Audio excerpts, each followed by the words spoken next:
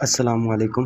तो कुछ स्टूडेंट जो हैं एनएमआर के पीक स्प्लिटिंग पैटर्न्स का कह रहे थे, तो हम ये 2-3 कंपाउंड्स की पीक स्प्लिटिंग पैटर्न पढ़ते हैं ताकि हमें आइडिया हो जाए कि पीक स्प्लिटिंग पैटर्न किस तरह होते हैं।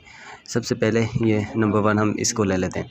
अब हम इसका पीक स्प्लिटिंग पैटर्न बनाने जाएंगे तो इसमें कोई सबसे पहली पॉइंट देखनी होती है हमने, कोई इक्विवेलेंट प्रोटॉन तो नहीं, मगर जब हम देखेंगे यहाँ से बेंजीन के अंदर जो हाइड्रोजन्स हैं वो कोई भी इक्विवेलेंट नहीं है। और सेकंड पॉइंट जो हमारे पास CH3 लगे हुए हैं वो दोनों CH3 भी इक्विवेलेंट नहीं है, क्योंकि एक CH3 के जो दोनों साइड पर कार्बन्स हैं वो अलग हैं और दूसरे वाले में ऐसा ग्रुप है जिसके कार्बन के साथ OH लगा हुआ है, तो ये इक्विवेलेंट तो नहीं है।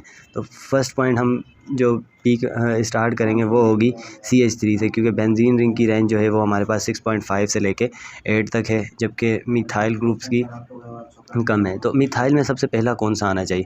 मिथाइल में पहले हमारे पास आएगा जो OH से दूर होगा, तो फर्स्ट मतलब A हमारे पास ये हो जाएगा, ठीक है। B हमारे पास ये ग्रुप हो जाएगा जो हमारे पास करीब है OH से। अब थर्ड हमें देखना है कि OH से जो है करीब बेंजीन रिंग के अंदर कौन सा है, वो तो हमारे पास डाउन फील्ड में आ जाएगा। जो भी मतलब OH से करीब हो और साथ में बेंजीन रिंग में हो, जिस तरह ये है, ये तो सबसे डाउन में आ जाएगा। तो हमें अब देखना है जो जिस पर OH कम से कम इफेक्ट डाल रहा हो, तो वो दो हैं, एक ये इस साइड एक इस साइड। मगर इनमें भी जब देखेंगे तो इसके साथ दोनों तरफ से मिथाइल ग्रुप है, इसके दोनों साइड पर नहीं है मिथाइल ग्रुप, एक साइड पर है। तो एज़ कम्पेयर टू इस वाले हाइड्रोजन के OH जो इफ़ेक्ट डालेगा इस पर कम डालेगा, तो C हमारा ये वाला हाइड्रोजन होगा, ठीक है। ABC हो गया, फिर ये वाला हाइड्रोजन हमारे पास D हो जाएगा, और इन द लास्ट ये हाइड्रोजन जो है हमारे पास E हो जाएगा। फिर हम इसकी पीक स्प्लिटिंग स्टार्ट करेंगे। सबसे पहले तो इसका A के नेबर कितने हैं? हमेशा पीक स्प्लिटिंग का फार्मूला है N+1, तो N+1 के हिसाब से N तो जो है नंबर ऑफ़ नेबर एटम्स कितने हैं, number of neighbour hydrogen, atoms में भी हाइड्रोजन, तो नंबर ऑफ़ नेबर हाइड्रोजन जितने भी हों उसमें +1 करना होता है, वो हमें मिल जाता है पीक स्प्लिटिंग पैटर्न। अब इस CH3 का जब हम पीक स्प्लिटिंग देखेंगे ना, तो इसका नेबर कोई भी नहीं है, इस पोजीशन पे कार्बन के साथ एक भी हाइड्रोजन नहीं है। तो जब इस पोजीशन पे कोई हाइड्रोजन नहीं है तो हम 0 में अगर +1 करें तो 1 ही आंसर आएगा, तो इसकी पीक आएगी सिंगलेट, 1 को हम सिंगलेट कहते हैं, ठीक है। फिर जो सेकंड है B वाला, उसकी भी हमारे पास सिंगलेट आएगी। फिर C वाले की अगर हम देखें, C का एक नेबर है, तो C वाले की जो पीक स्प्लिटिंग पैटर्न आएगा वो आएगा डबलेट में, ठीक है। इसी तरह अगर हम D वाले का देखें, नेबर कोई भी नहीं है, इस कार्बन पे भी कोई भी नहीं है, इस कार्बन भी, और नेबर हमेशा अप टू 1 कार्बन काउंट होते हैं, ठीक है। नेबर हम उससे आगे काउंट नहीं करते। इक्विवेलेंट के लिए फिर भी हम 2 कार्बन देख लेते हैं, मगर जो नेबर काउंट होते हैं ना पीक स्प्लिटिंग में, वो 1 कार्बन बोथ साइड पर, उस साइड पर भी उस साइड पर भी 1 कार्बन हम दोनों साइड से देखेंगे, तो इसका कोई नेबर नहीं है, ये सिंगलेट देगा फिर से हमें जो है। और लास्ट ई का एक नेबर है तो ये डबलेट पीक देगा, ठीक है। फिर हमें नेक्स्ट पॉइंट लिखनी पड़ेगी, ए के ऊपर कितने हाइड्रोजन हैं? 3 हाइड्रोजन है ए वाली पीक के, ठीक है। हमें ये हाइड्रोजन भी मेंशन करने होते हैं कि कितने कितने उस पीक के अंदर मौजूद हैं। अब B के अंदर भी 3 हाइड्रोजन है, ठीक है। C का जो है जस्ट 1 हाइड्रोजन है अपना, और D का भी 1 है, और E का भी 1 है। फिर इनके ऊपर लिख देना ये किस किस की जो है पीक है हमारे पास, ABCDE। फिर नेक्स्ट पॉइंट हमें लिखनी होती है उसकी ppm या केमिकल शिफ्ट जिसको हम कहते हैं। तो जो मिथाइल ग्रुप बेंजीन के साथ अटैच होता है ना, उसकी रेंज 2.3 होती है। अब सेकंड भी मिथाइल ही है तो हम उसको थोड़ा ज़्यादा 2.54 इतनी रेंज में रख लेंगे, क्योंकि ये OH के करीब है, तो इस पर थोड़ा इलेक्ट्रोनेगेटिव इफेक्ट ज़्यादा है, ये डाउन फील्ड में थोड़ा आ जाएगा as compare to simply methyl के। फिर हम थर्ड कंपाउंड की तरफ आते हैं, और थर्ड जो हमारा मतलब हाइड्रोजन है या जो थर्ड पीक है उसकी देखेंगे। तो अब बेंजीन की रेंज होती है 6.5 से लेके 8 तक हमारे पास। अब 6.5 से स्टार्ट कर सकते हैं हम, वो हमारी चॉइस है, 6.6 रख लें, 7 रख लें, किस हिसाब से। फॉर एग्जांपल हमने इसको 6.6 से स्टार्ट किया। अब इसके बाद C के बाद जो D वाली होगी वो जाहिर सी बात है इससे थोड़ा डाउन में होनी चाहिए, तो इसको हम 6.8 रख लेते हैं। उससे और डाउन में जैसे ही जाएंगे तो 6.9 या 7.1 रख लिया हमने, क्योंकि OH है तो ज़्यादा और इलेक्ट्रोनेगेटिव इफेक्ट, इसकी वजह से ही ऐसे जैसे जैसे इधर जाएगा डाउन फील्ड। तो सेकंड हमारे पास ये कंपाउंड है। अब इसमें चेक करेंगे हम कोई इक्विवेलेंट प्रोटॉन्स तो नहीं है, ठीक है। अब इसमें ये हाइड्रोजन और ये हाइड्रोजन जब देखें तो ये इक्विवेलेंट है, क्योंकि इसके नेबर वाला ये हाइड्रोजन है, इसके भी नेबर में एक हाइड्रोजन, और इसके दूसरी साइड पर कार्बन पर OH ग्रुप लगे हुए हैं, कार्बन पर इसके भी दूसरी साइड पर OH ग्रुप लगे हुए हैं। तो ये दोनों हाइड्रोजन जो हैं इक्विवेलेंट है और ये जो है नॉन इक्विवेलेंट। अब इसकी हम किस तरह करेंगे, सबसे पहले ये क्योंकि ये OH से अवे है तो अब फील्ड में आएगा, और जो OH के साथ हैं वो B रखेंगे हमारे पास, डाउन फील्ड में आएंगे। तो ये दोनों ही B हैं क्योंकि दोनों इक्विवेलेंट हैं, ठीक है। फिर इनका पीक स्प्लिटिंग पैटर्न कैसे रहेगा, ए के नेबर हैं एक दो नेबर हैं, तो ये ट्रिपलेट की फॉर्म में आएगा हमारे पास ए वाला स्प्लिटिंग पैटर्न। और ए के हाइड्रोजन कितने हैं, 1 हाइड्रोजन है, वो हमने मेंशन कर देना है। फिर इसी तरह अगर हम बी का स्प्लिटिंग पैटर्न बनाएं तो बी के नेबर हैं हमारे पास एक, दोनों तरफ से देखें तो एक नेबर है, तो ये आएगा डबलेट की फॉर्म में।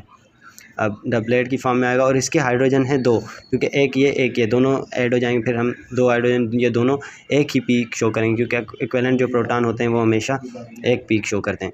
फिर अगर इसकी हम रेंजेस स्टार्ट करें, फॉर एग्जांपल ये हम 6.8 से स्टार्ट कर देते हैं, तो दूसरे OH वाले करीब जो हैं उनको हमने 7.2 पे रखा, तो ये जस्ट 2 पीक्स हमें देंगे सेकंड वाला।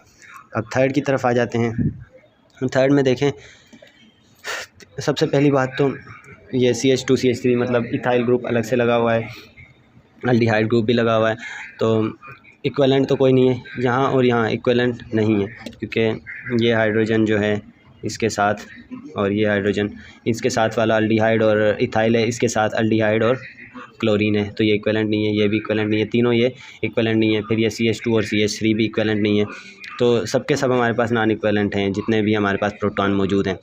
अब सबसे पहली बात, अब फील्ड में कौन से आने चाहिए, यहाँ से स्टार्ट करेंगे तो सबसे पहले CH3 आ जाएगा फील्ड में, फिर CH2 आ जाएगा ये, उसके बाद फिर हम आ जाएंगे रिंग में। और एक ये अल्डिहाइड का भी है, मगर अल्डिहाइड की रेंज हमेशा बेंजीन से बाद आती है, अल्डिहाइड की रेंज 9 से लेकर 10 तक है, तो ये बेंजीन के बाद आएगी, 8 के बाद है, तो पहले हम बेंजीन वालों को लेंगे।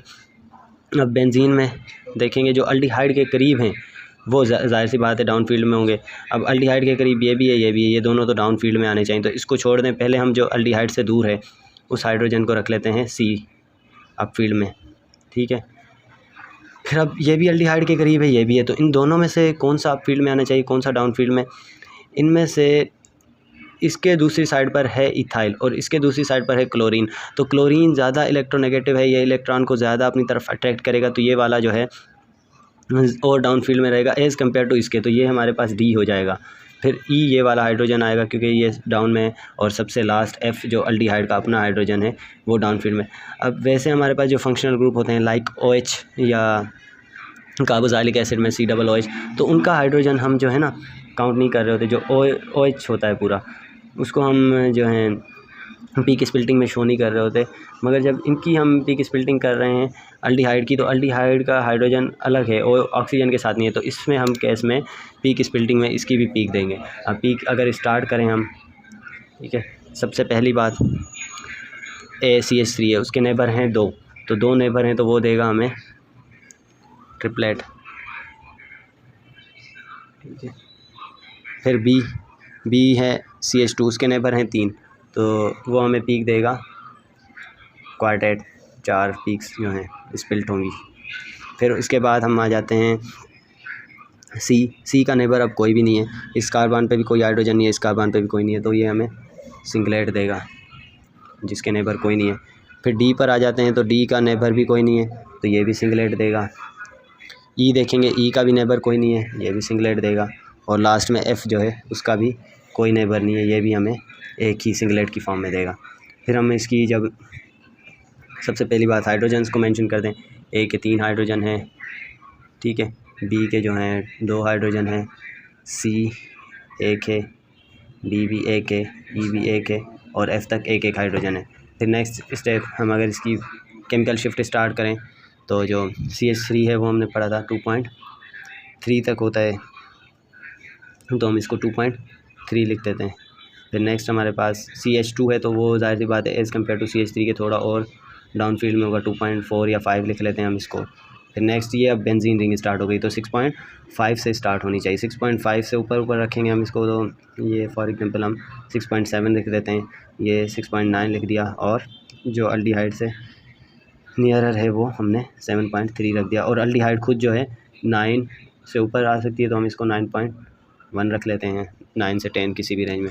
और लास्ट जो हमारी रह गई A B C D E F mention कर देंगे। इसी तरह इसमें भी हम A B मेंशन कर देंगे कि कौन कौन से किसके साथ हैं। ठीक है, ओवरऑल यही था peak splitting pattern. Hope so आप लोगों को समझ में आ गया होगा। फिर भी कुछ क्वेश्चन है तो आप लोग पूछ सकते हैं। अल्लाह हाफ़िज़।